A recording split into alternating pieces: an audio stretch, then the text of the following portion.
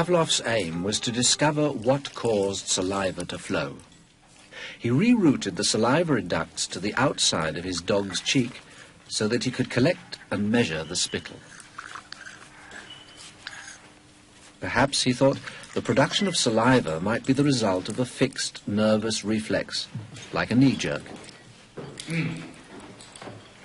5 минут 42,5 секунды.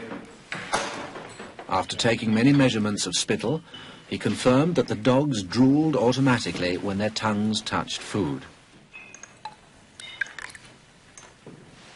He called the response the salivation reflex. 4,5.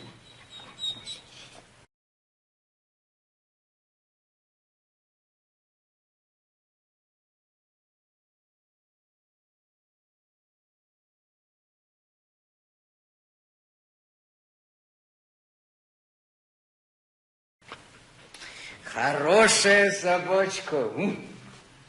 Я предлагаю поменять собаку. But his work started to run into trouble. As his dogs became familiar with the experimental routine, they started to fill their cheek tubes before Pavlov had a chance to stimulate their tongues. The dogs were learning to anticipate food. Pavlov tried a new technique. He erected screens so that the dogs couldn't see what was going on.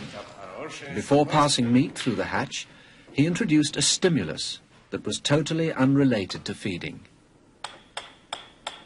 A ticking metronome.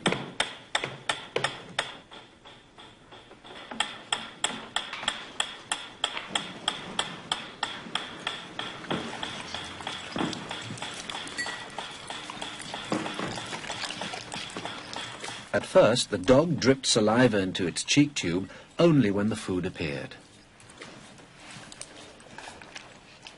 But after a number of trials, the dog began to connect the ticking with the arrival of meat.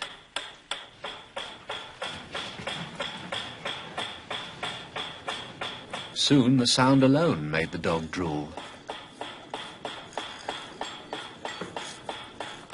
Eventually, the dog salivated as much to the ticking itself as it did originally to the presentation of food.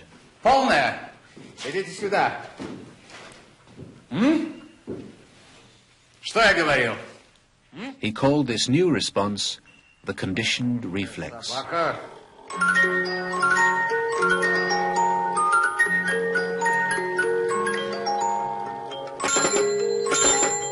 Whatever the stimulus, his dogs could soon be conditioned to produce saliva.